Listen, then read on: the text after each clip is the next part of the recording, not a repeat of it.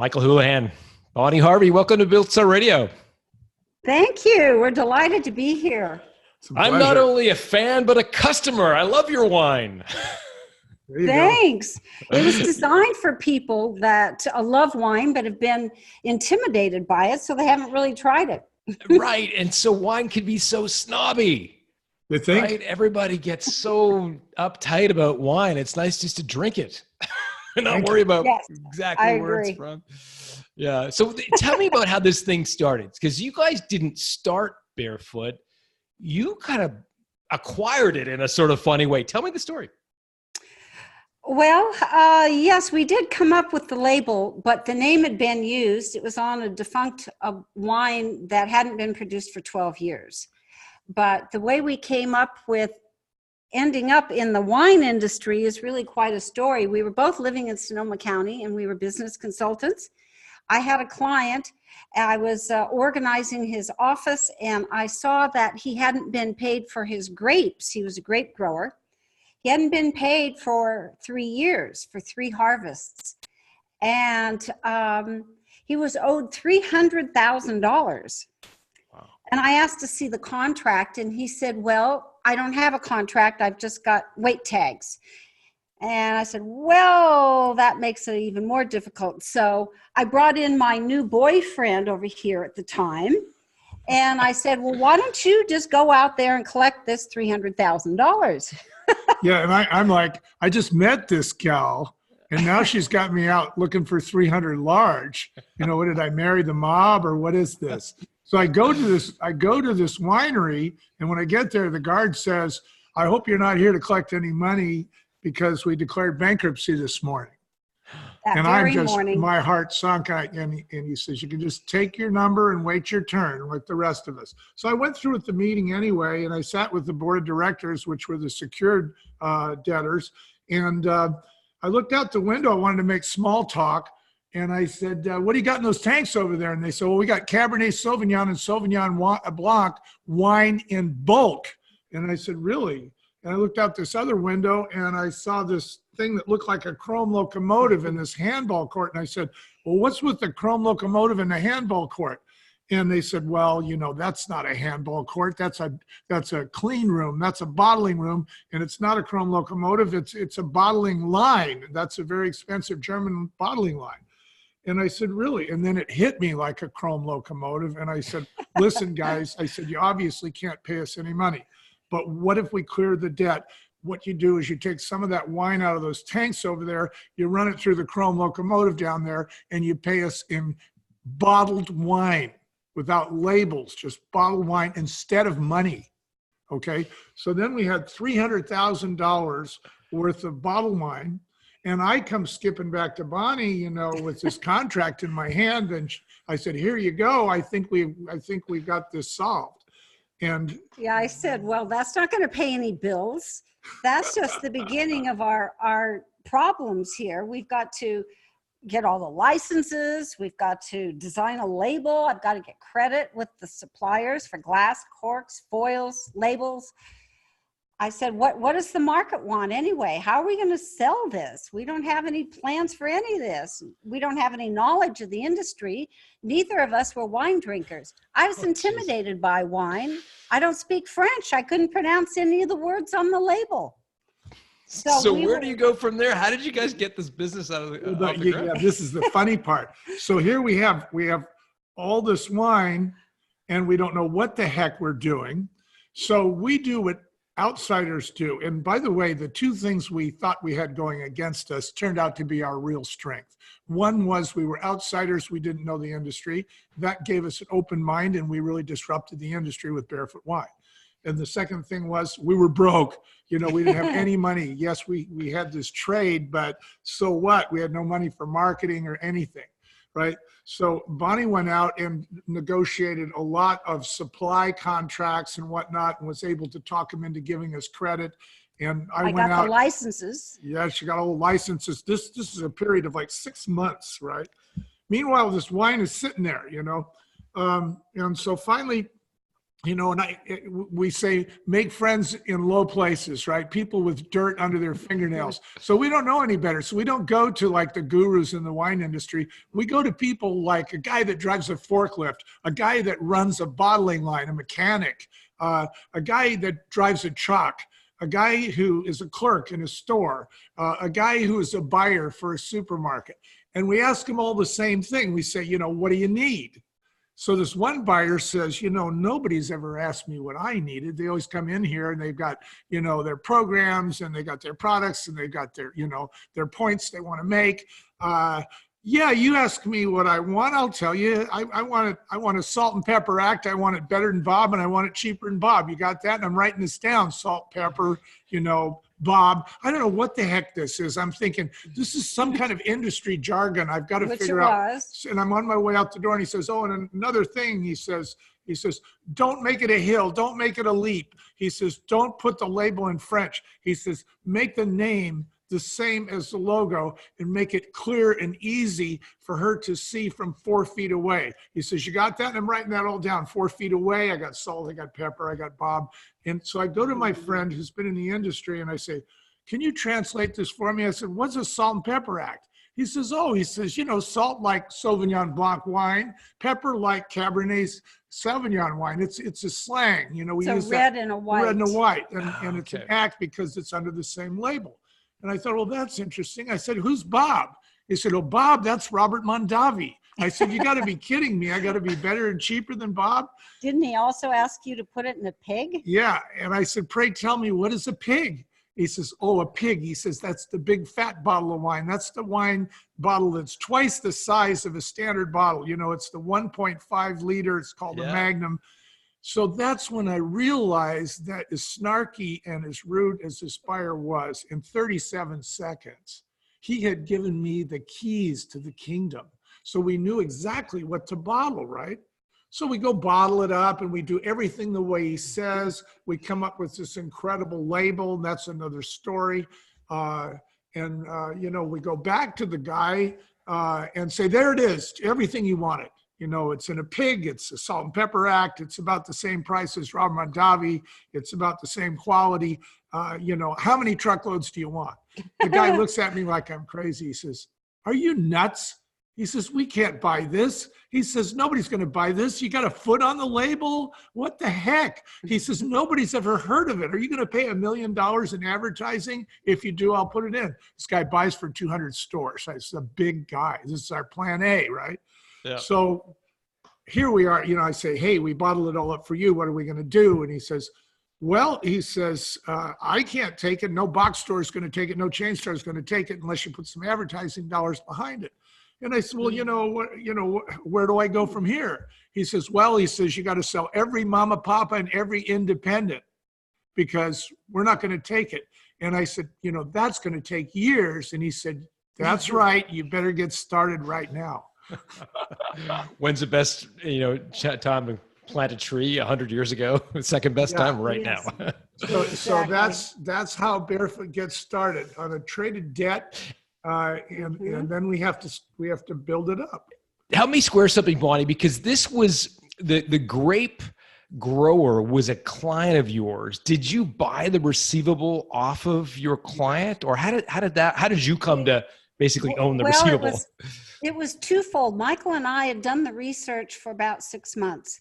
And then the client came to me and he said, you know, I'm a full-time winemaker in addition to having the vineyards that I'm overseeing. He said, I can't take on another project. He said, I guess I'll just have to take the loss. And we said, no, you can't do that. It's too much money, number one. And number two, Michael and I have been working for 6 months to make this happen. We've got all the contracts, the licenses, secured the product. We've got the label designed. You know, you can't just give up on that. And Michael said, well, I've got an idea. Instead of us working for you, why don't you work for us? We'll take the debt. We'll pay you 100 cents on the dollar, and you be our winemaking consultant, and you front us your grapes from the next harvest, Fantastic. And we'll sell it all out at a chain store is what we thought at the time, plan A, remember? Yeah. And pay you back and maybe put a couple bucks in our pocket and then figure out where we want to go from here. Easy peasy. Yeah, easy. Little did you know. Yeah. How hard could it be? Yeah. And to get folks up to speed on the time frame, this is kind of 1986, right? So this is the early days of the winery. So then give me a sense if there were one or two inflection points between being told you had to go to all the independents and selling to E&J, like, is there one or two big strategic moves that you made along the way that you think defined your success? Are there one or two? Oh yes, there was several. I think after 2 years of selling it in the mama papa independent market, it became a household name in California, and the chains had to take it. One of the chains that took it was a chain that was kind of crazy like we were, and they had like nets on the wall, and the guy who ran the store had a captain's hat on him, and everybody else was the first mate or whatever, Hawaiian shirts. And so they took Barefoot in, and it became their staple. And then they expanded their stores across the United States, and they took Barefoot with them as an example of, hey, you guys in Iowa, you want to know what those wacky Californians are doing? Here it is, Barefoot wine. Well, the name of that store was Trader Joe's. And most people listening to this will know Trader Joe's well. That was an inflection point for sure. And I think something that we learned early on, because we never owned vineyards and we didn't own a winery or a bottling line or a tank, but we used contracted services. And I think that made a huge difference in our business. It allowed us to concentrate our energies on sales and marketing. And everyone that worked for us then was managing the contracted services. Now, the Trader Joe's is famous for the pejorative $2 chuck or $3 chuck or whatever. Yeah. Was that your wine that they were labeling Trader Joe's, or was that a separate altogether? That's totally different. Yes. Yeah. $2 chuck comes along really about the early 2000s. Okay. And it doesn't really hurt us because it's a price point below us. But the thing about dealing with Trader Joe's that was nice is they kept asking us how they could get it cheaper. Okay. And so we said, well, you could buy more. And then we said, well, you could pay for it faster. And then finally we said, you can buy more, all of one varietal, all in one truckload and in cash. And pick it up yourself in your truck instead of us delivering. So this is the advantage of being broke, is you learn how to sell things. You have to. Love it. In seriousness, did you finance those orders from Trader Joe by getting them to pay up front? Is that how you were able to stay ahead of the cash flow? Our financing came because, as you remember, we started with $300,000 worth of debt. Okay. Yep. So we had, as we sold that inventory off, we held on to the proceeds. We did not pay the person we owed the money to with those proceeds. We used those proceeds for marketing dollars. We used those proceeds to expand. And we then paid him off, but only after we got going. The other thing we did that is an inflection. About 7 years, by the way. The other thing we did that was a big inflection point is that we developed a relationship with our commercial banker, and we got lines of credit based on accounts receivable.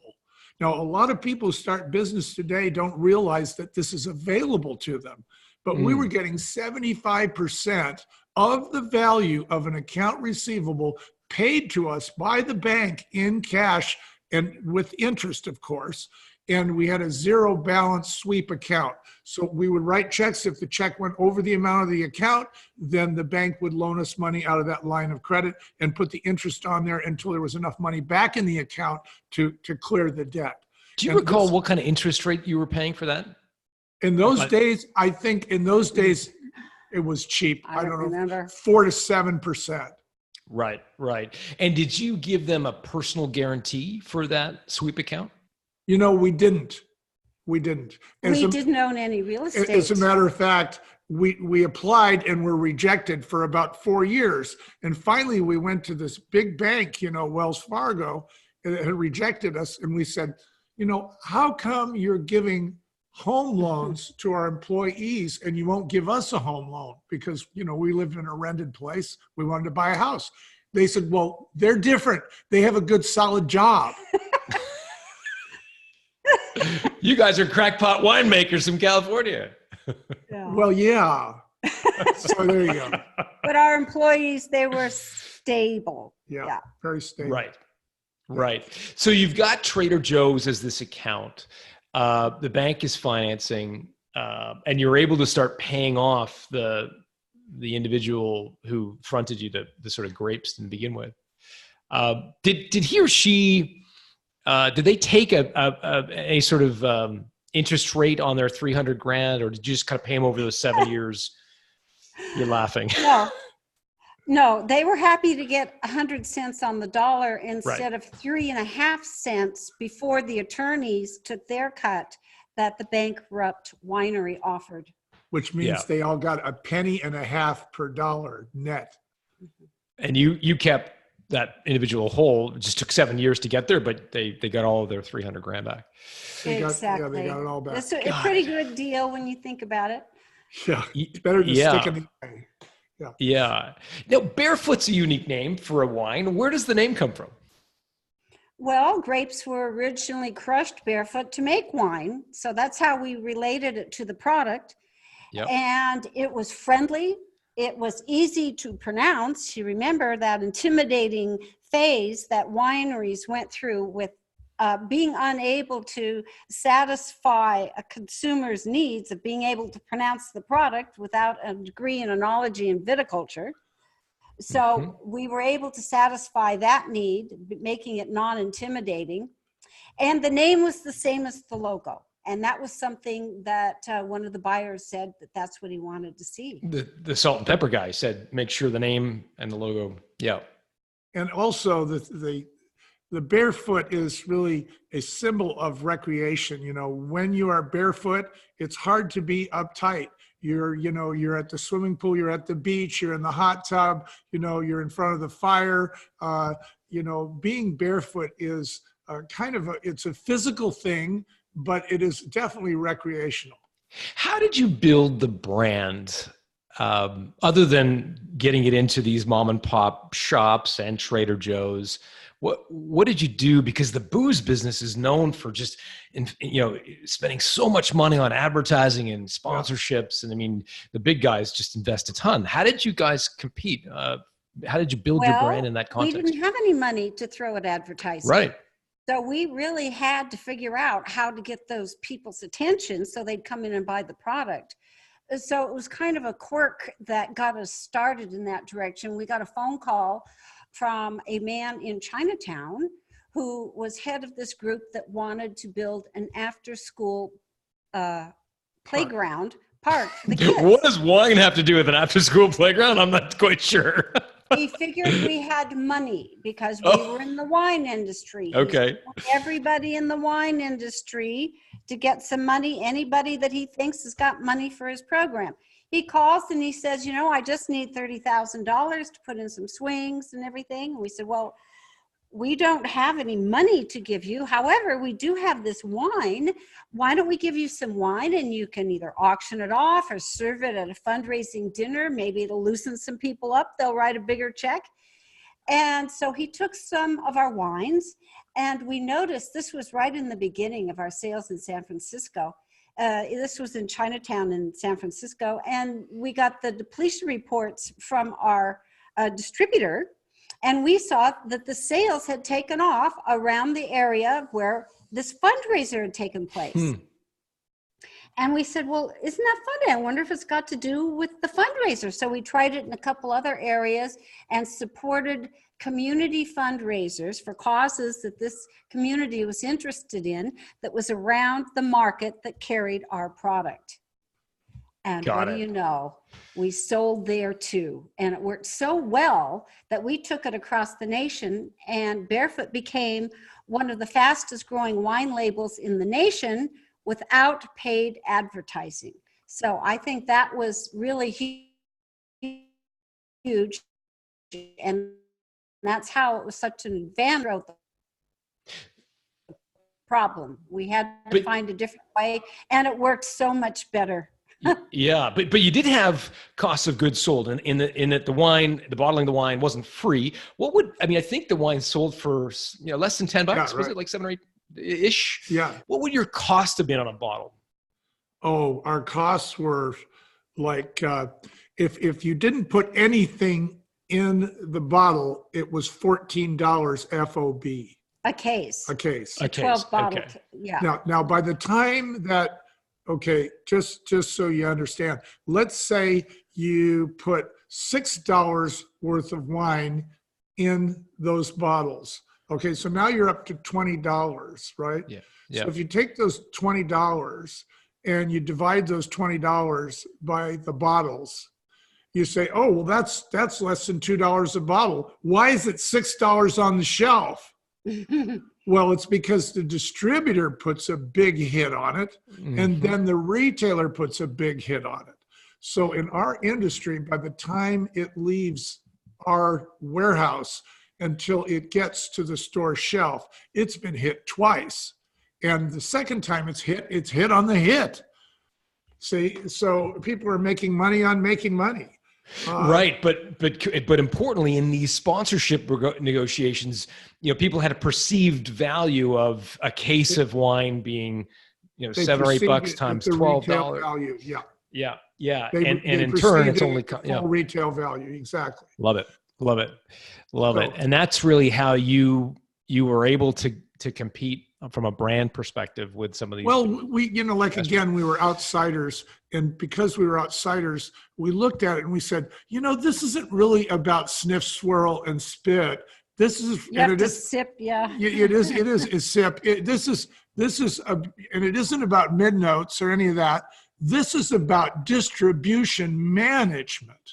And so we started backwards. We said, well, let's look at the store. Let's start there. Who comes through the door? And the answer is people in the neighborhood around the store. So we said, what are they interested in besides a good bottle of wine or their groceries for the day, right? And the answer is maybe it's a kids after school park. Maybe it's a library. Maybe it's cleaning up a creek. In the case of Southern California, it was cleaning up the beaches and the ocean. And so we found groups that we could support in every state in the union that were doing something, that whether it was cleaning up Delaware Bay or Lake Michigan or whatever, what they all had in common was most of them had to do with education or conservation. And of course, that gave us kind of a halo too, because we would take their messages and put them on our bottles. Yes. And then we would solicit from the shelf. Imagine, instead of saying, buy our wine for $6 and get $2 off your sausages, we said, buy our wine for $6 and give $10 to the Surfrider Foundation. To help them clean up the beach. And so now mom, who has 2.5 kids, is saying, well, these guys care about my kids and their health at the beach. So that's my brand. So this is how we built the brand. We built the brand through associations. And it worked because you got it up to 600,000. Is it bottles a year? Was that about? No, cases. Multiply that number by 12. By 12, 600,000 cases a year. And the publishers of Wine Spectator magazine awarded us with the Hot Brand of the Year award 2 years in a row. And in order to do that, you have to show 10 to 20% growth over last year. Wow. That gets to be a lot. on the back of 600 cases, it sure does. So give me a sense of the size of the company behind Barefoot Cellars at this point. Like, how many employees do you have? Where are you at that way? We had 40 employees. We had 20 people that were out in the field taking care of the sales and marketing and all the nonprofits that we were supporting, and managing the distributors and the retailers. And that was throughout the nation. And we had 20 people that were sales support. That was our office staff. So we only had two divisions. Sales and sales support. I'm starting to get a theme here. No sommeliers, no agricultural consultants. We didn't have time for anything other than sales and sales support. We had our own winemaker, and we had a production manager. We had people that knew the job, but they were doing it in someone else's facility. Okay, but we took control of every aspect of winemaking and production, and responsibility as far as the law required. So we outsourced everything except sales, accounting, and quality control. So when we outsourced, we sent our people into their production facilities, and that day they were the head sheriff that day. See, so we could really get quality. And the beauty of that was, if they didn't deliver quality, we didn't have to pay for it. If you buy all that huge, bricks and mortar, you're under a lot of financial pressure to put out something mediocre, because it's your stuff, your grapes off your vineyard, and your winery time and your labor. We didn't have that. So we could actually turn things down. If you're selling 600, I've always been curious about this. If you're selling 600,000 cases of wine, and wine by its very nature is not precise. It's a grape. You grow it one place with some sun and different. How do you ensure a consistent product? Excellent question. Excellent. Yeah. How do you do that? Well, Bonnie can address it, but I just like to give a little preamble here. All right. Okay. I just want to say that most wines taste different every year, and they say, well, it's a different vintage. The elephants got loose in the vintage this year. It's a little chalky, right? But I'm sorry. The people that were buying our wine, they wanted what you said. They wanted a consistent, predictable profile for every varietal. And so we had to have a wine library, we had to match it, and we had a very special person. Yes, we did. So we took a taste profile and broke it down into how much sugar, how much acid it had, how much tannins it had, and looked at it chemically. And chemically, that formula can be reproduced. And we also bought on the bulk wine market in the state of California. The whole state was our appellation, our growing region. And we had no vintage on our label, so we could use grapes that were grown during any year. And we give that to our winemaker, who had a chemist background, and she would analyze the different components and put them together in just the right way to have a consistent flavor that she would match with previous bottlings. Got it. Excellent. I've always wondered that. Now you've solved something for me forever. So you're 40 employees, 600,000 cases a year. What triggered you to want to sell Barefoot? We never wanted to own it in the first place, John. We fell into the wine vat backwards. But I 20 years later. To answer the question, though, I would say, we did something that we advise others to do now, and that is, we took a broker to lunch, and we asked the broker, first of all, it's a broker who's not only in our business, but who has sold a business that is like ours. And we said, okay, the business that was like ours, when did it sell? How much did it sell for? What were the number of units per year that it sold? What was its growth rate? What was its percentage of market share? And what was this year on year? And about 15 or 16 other questions that developed metrics for us. So like for the first 5 or 10 years of our business, we had no idea what the acquisition metrics were for our price point and our category. And that was a mistake, because we were out there trying to sell our business when it was 200, 300,000 and that we couldn't get any takers. Well, we found out 10 years into it that you have to be 500,000 cases, 500,000 at our particular price point, say $6, and our particular category, which is popular wine. And whatever business you're in a category and you're in a price point. So the question is, at what point do you achieve those metrics? Now, a lot of businesses are out there trying to figure out what their goals are. Well, they're already written on the wall. The minute that you start your business, you just don't know it. So you have to discover. You don't choose your goals. You discover what they are. And we discovered finally that it was 500,000. So we knew that that's what we had to do. So 500,000 cases was the bogey. That was the bogey. That broker told you. And we were only at about 2.5. We were at 250,000 and we had to get to 1/2. And what did they tell you a company with 500,000 cases would be worth? What was the ballpark they were saying? Well, they were saying it could be worth any times 2x to 10x, depending upon the stock market and depending upon how many other wineries were for sale that year. What's X? 2 to 10x? Is that? Times the gross. Times gross revenue. Gross. Yes. Wow. Okay. So they're saying it could be anywhere from 2 to 10 times gross annual revenue. Depending on the market. But you've got to eclipse that 500,000. Oh yeah. So the market is really also interesting. This is why you want to get this number every year. The market changes. If the stock market is up, then the multiple of earnings is greater. If the stock market is down, the multiple of earnings is less. If there are a lot of businesses like yours out there for sale all at the same time, well, then that depresses the multiple of earnings too. The other thing that you have to remember is if you choose your buyer correctly, and I say choose, right? So Mr. Big doesn't tap you on the shoulder, you get your peanut in front of that elephant. And that's a whole nother story. But this is part of the strategy of acquisition or how to get acquired. The point that I guess I'm trying to make is that it might be worth more to one buyer than to another. One buyer might say, if I don't buy it, my competitor is going to buy it. That's a strategic buyer. Now, maybe you have a vanity buyer. I've always wanted to be in this business, right?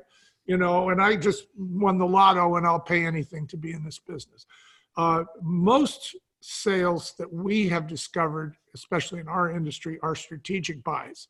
So the big forces that are happening in our country today, well, throughout the world, the big force is consolidation. And so you see consolidation of retail, you see consolidation of distribution, and you see consolidation of production. And just before we go further, I just want to clarify one thing you said, 2 to 10 times.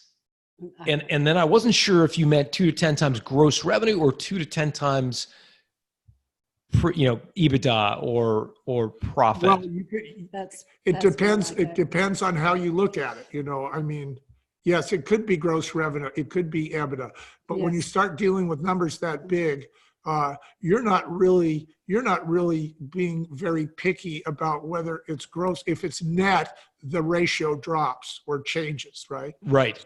Okay. So it depends. There's a ratio for every way that you present your picture. And that's what the broker can explain. Yeah. Yeah. So take it. So you reached the eclipse, the 500,000 milestone. You mentioned getting the peanut in front of the elephant, which is an analogy I've never heard but love.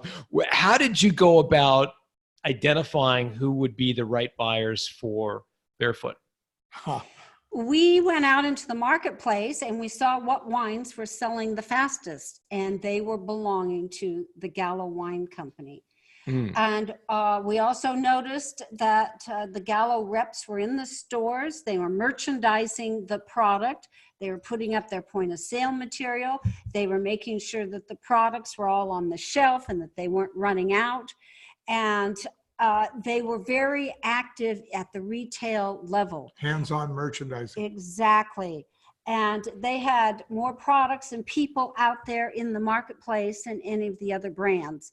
And after a few years of working in the industry ourselves, we realized that it really takes a lot of work at retail level in order to keep your product on the shelf. And I don't have to tell anybody out there that if your product's not on the shelf and available, it's simply not going to be sold. You're not going to make any sales. So Gallo had all these resources, but why did you then connect the dots that you should sell to them? It sounds like they didn't need you as much because they already had their They were also a family-owned company. Yeah. So they weren't beholden to their stockholders.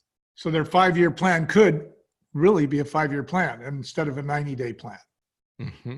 See, because they weren't trying to please the stock. The other thing that we liked about E&J was that we knew that they were not going to destroy the brand. So many brands sell, and that's the last thing you hear about them. And the reason is because the companies that acquire those brands tend to simplify, standardize, and denudder those brands to the point that they're just labels for whatever raw materials they're trying to sell through the brand. They lose their character. But what we saw with E&J was that they maintained and even built the character of the brands that they acquired. And we knew that we were going to go on and do other businesses, and that we didn't want to have a black spot on our resume. Oh, you're the guys who started Barefoot. Oh, yeah, well, that went bankrupt, didn't it? Or, yeah, that failed, didn't it? That failed. So it was important to you to see the business continue on after the acquisition. Yeah, for a lot of reasons. Were there other companies that you considered as acquirers, or did you kind of laser in on E&J pretty quickly? There were other companies that were big and that were buying brands, and they did approach us, and we talked with them, but there simply was not a match. There was nothing serious that ever took place. No, we never presented our product to other companies in that way. We wanted to be acquired by this particular company for about 4 years before they acquired us. And so, and for all the reasons you just stated, the fact that they were going to continue the brand and they were family owned and so forth. So you'd really identified them. How did you get up in their radar? What sort of ways did you go about getting their attention in front of the elephant? Yeah. Okay. So that's a good one.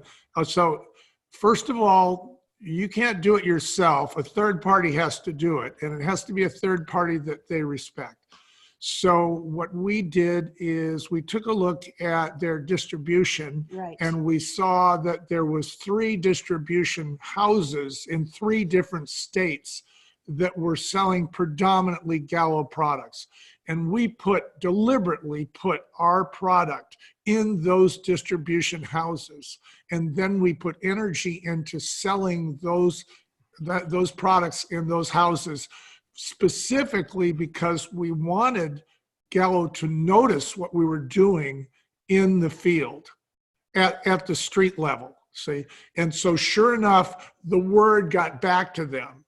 Distributors would say things like, hey, this Barefoot thing, you better take a look at it. Somebody's going to buy it. This thing, they're doing 500,000 cases right now, and they continue to grow. Just look at these sales, or look at what's going on over here.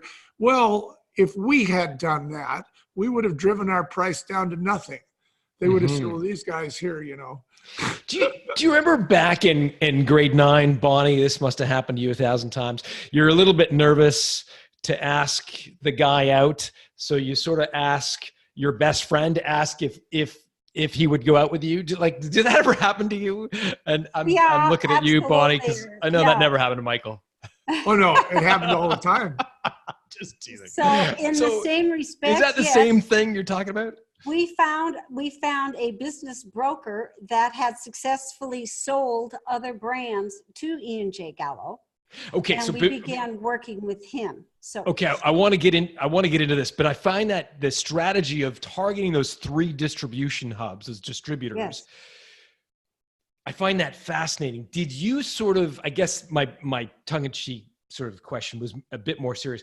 Did you specifically let the distributors know that you might be interested in an acquisition? No. You did not. Okay. You don't have to. Sales is the biggest club there is. If you can demonstrate sales, believe me, they are talking about it. And so this is why we had a special guy in each one of those distributorships on our payroll, and their job was to move product like nobody's business in those houses. And they were doing it in spite of the distributors. So even if the distributors were putting their emphasis on other products, ours were still selling like hotcakes because our guys were making the sales and turning them in at the distributor level. Excellent. Okay, so now to your point, Bonnie, you hired an expert who had sold wineries before, wine labels, wine brands before. Is that right? Correct. And he had known us since we started. So we had a long history. He'd seen us grow. He understood our style. He understood our staff. And we got along very well. We knew his position. And when the time came, he was the only one that we considered to take our ideas to and ask that he take them to Gallo. What was Gallo's reaction? Well, the key, I don't know if you mentioned this or not, but he had just completed a major sale to them. So he was like their fair-haired boy already. Right. So he's already on their radar. And so here you are, you know, you're engaging a broker who's already had a recent successful sale with your potential acquirer. That makes a huge difference. I mean, that just cuts all the time in half. How did you ensure that broker was still working for you? Because as you say, he gained a lot of political capital with Gallo by bringing this great acquisition to them. Good question. Doing that, eventually, you know, you might argue that your broker's kind of working for the other guy. Well, no. Okay. First of all, the broker is always working for both parties because the broker doesn't get paid if he can't put the deal together. Ask any realtor. They'll tell you to lower the price on your house because, you know, if you lower your price 10%, 10% of their 6% isn't very much. Okay. But what we did is we negotiated with our broker and we said, look, you normally work for 6%. If you make this number, you'll get 6%. If you make this number, you're going to get 5%. If you make this number, you're going to make 7%. So we put him on a sliding scale to make sure that, as you say, he was working for us. Got it. And so what was Gallo's reaction? To what? To him? No, to the idea of acquiring Barefoot Cellars. When he brought you guys as a potential candidate, what was their reaction? Well, initial reaction? When we were talking with the broker, he said, these are the things that the buyer is going to want to see. This is the due diligence process that you're going to be going through. And if you have all of these prepared ahead of time and you're ready, that's going to give them a much better sense that you're really organized, and that you're ready to sell and ready now. And so we prepared all the documents and we had everything ready to go. So once we got the word that they were interested, we could give them that data like immediately. And that impressed them a lot. They'd never seen so much information available so quickly.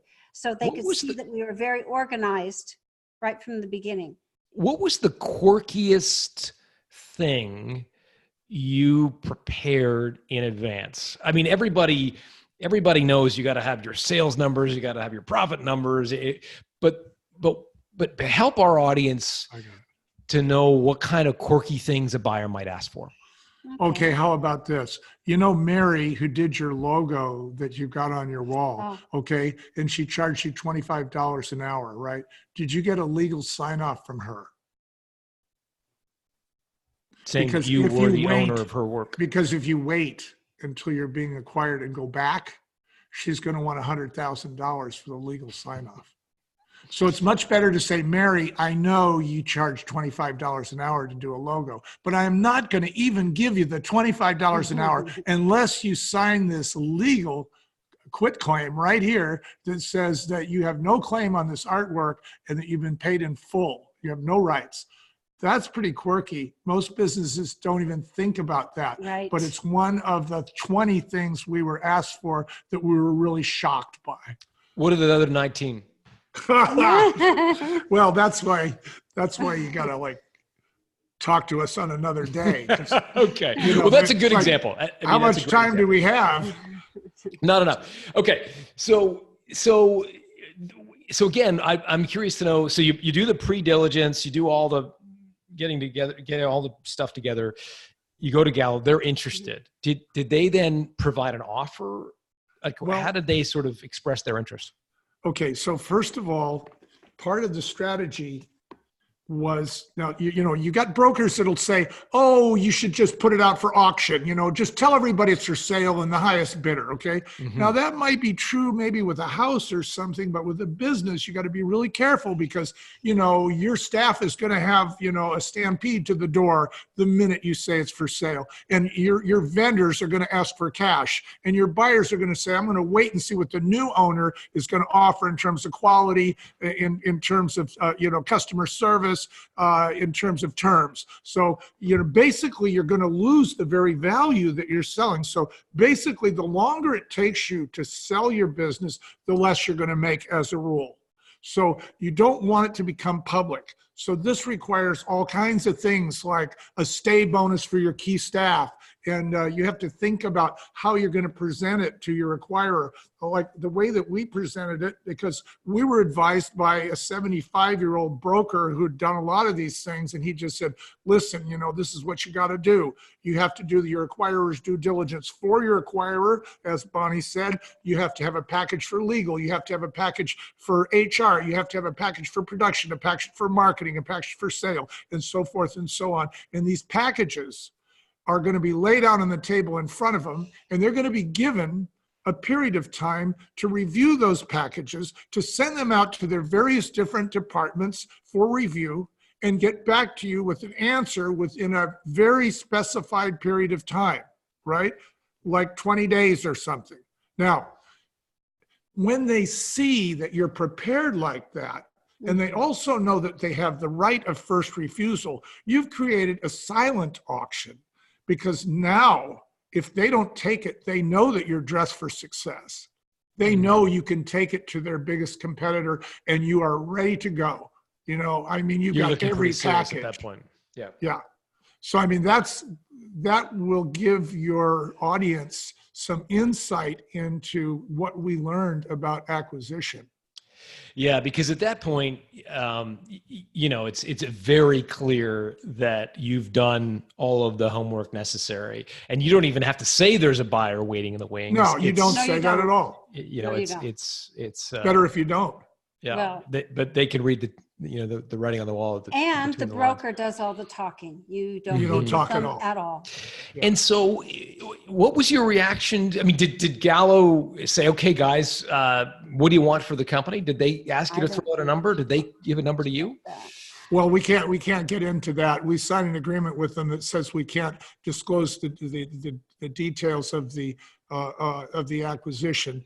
So, out of respect for them, I've got to take the fifth on that one. What was it that they saw in you?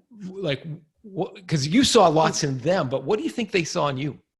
They saw that we had a large actually a smaller percentage of the market, but every place that we were in, we were selling a lot. So there was a lot of opportunity for growth. We were a fast turn. We sold a lot of bottles in every market we were in.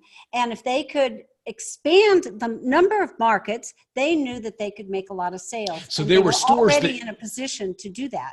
There were stores that they were in that you were not.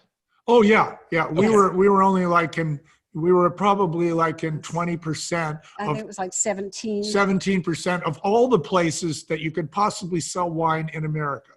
Got it. And they've got all these great merchandising salespeople. Yeah. And so here they have this army that they can put behind this brand. So I think what they found attractive was the marketing was done, the pull was done, the sales process was done, and that all they had to do was step on it. The car was built.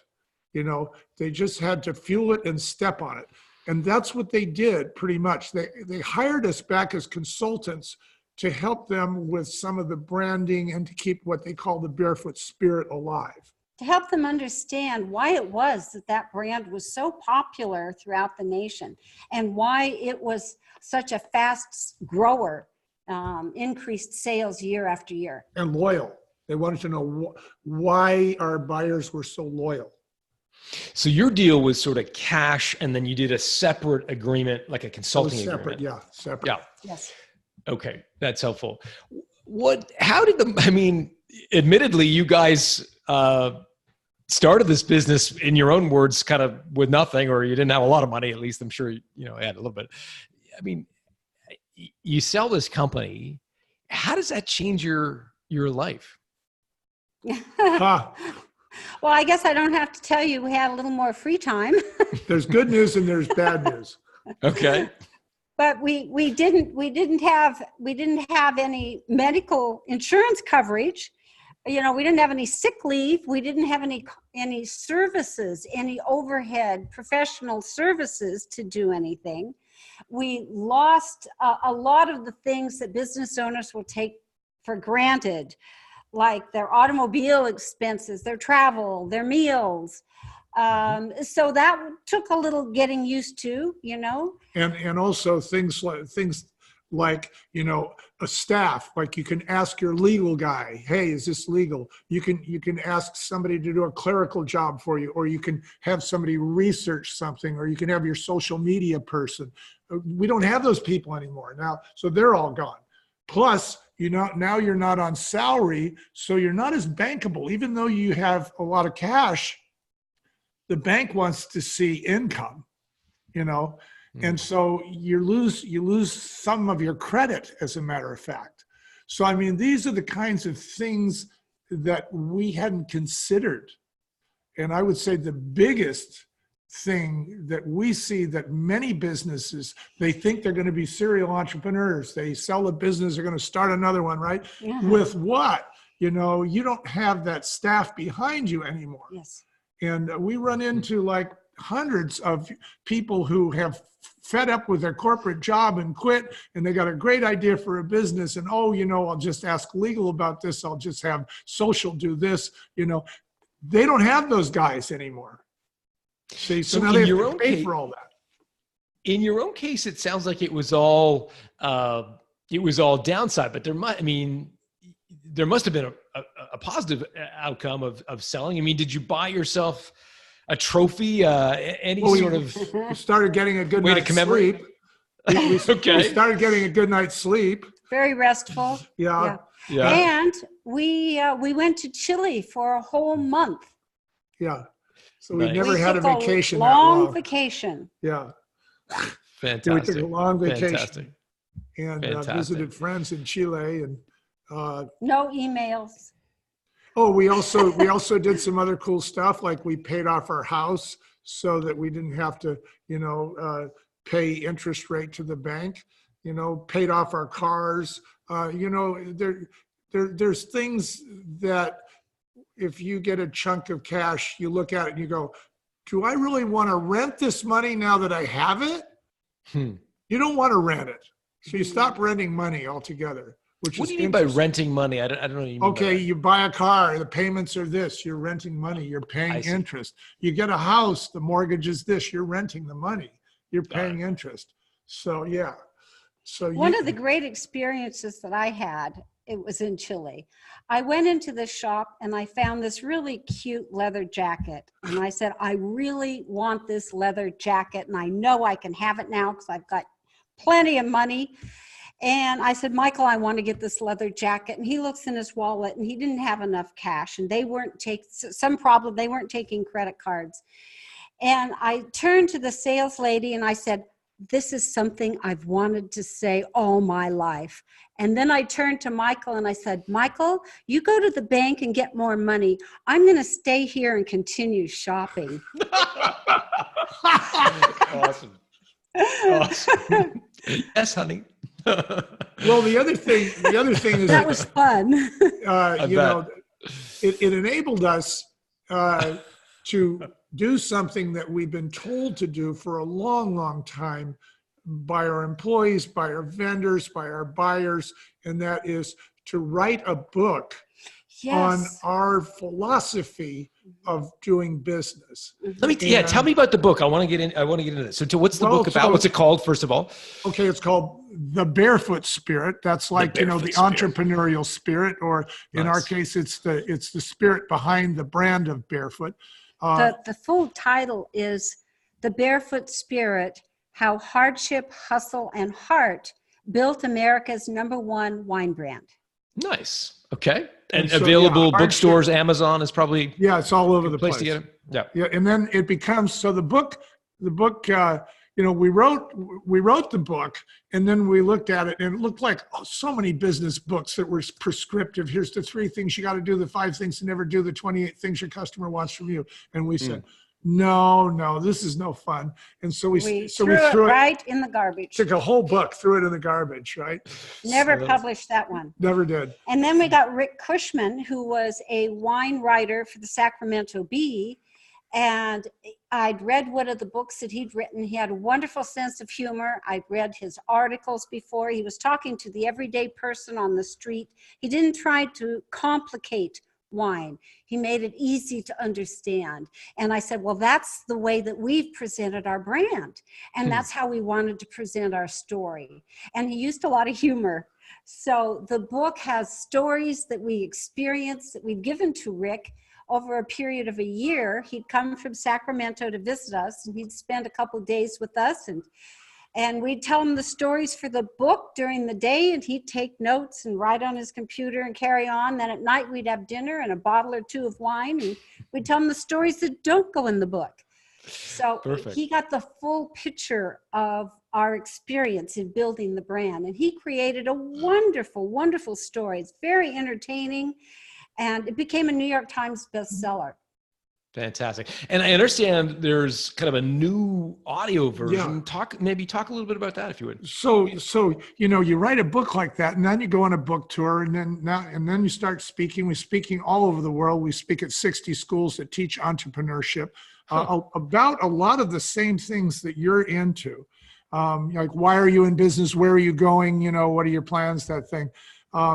And we started to notice, just like you right now, that the audience was coming in wearing earbuds, right? This was like about 3-4 years ago. And so we started asking, we said, well, what are you listening to? Is it hip hop? Is it rap? And they said, no, I'm listening to War and Peace. Another guy says, oh no, I'm listening to a podcast. And we said, well, that's interesting. So we started to look at it, and we saw that the podcast thing had really blown up, that people were really downloading these podcasts, and they were just growing like crazy. And as a result, so were audiobooks. And it was because a podcast and an audiobook doesn't immobilize your mobile device. So you can be jogging or driving or doing something else, multitasking, and you can be being educated at the same time. So we wanted to get our message out to the greatest number of people, because we learned so much the hard way. It's very painful, emotionally, financially, time-consuming. And in order to do that, we wanted to open it up to another audience. So that's why we took the Barefoot Spirit and created the audiobook. So then we bought a bunch of audiobooks, and we listened to them. And what they all had in common was they were being read to us by a narrator. So if you didn't like the narrator, you were stuck with them for 7 hours. Or not. Yeah. So what we did is we said, okay, what's the next step in audio? And we decided it was business audio theater. So we created a whole new idea of using actors and music and sound effects to actually perform the book for you instead of read it to you. So, and then as a result of listening to the performance, you can pick up on these elements, some of which we've touched on today, by seeing real life scenes, and you're right there, it's right happening inside of your head in the theater of your mind, right? So we're really excited about that. And that's live now, right? You can go that's to live now. You can get it on Amazon. You can get it anywhere. Audible. Audible, iTunes, Google. It's all over the place. You can also get it on our site, which is www.barefootaudiobook.com. Yeah, barefootaudiobook.com. And there's free samples there you can listen to. As a matter of fact, you can listen to an entire free chapter. Fantastic. So, well, I'm going to have to do that. Michael, Bonnie, where's the best place? The website is helpful. People will go there. grab the audiobook or the book itself, the Barefoot Spirit, bookstores, Amazon. If people wanted to reach out to you personally, do you guys do like LinkedIn or Twitter? Oh yeah, we're all over the place. What's the best way for people to reach out? So they can find us. They should just go to our website that has all the social on it, and the website is The Barefoot Spirit, just like the name of the book, thebarefootspirit.com. Michael, Bonnie, yeah, it was just a tremendous pleasure to hear the story. I'm going to go listen to the audio book now because it's you guys are a real joy to be with, and I'm sure the book is just as good. So thank you for doing this. Thank you. Thank you. This has been fun, John. Okay.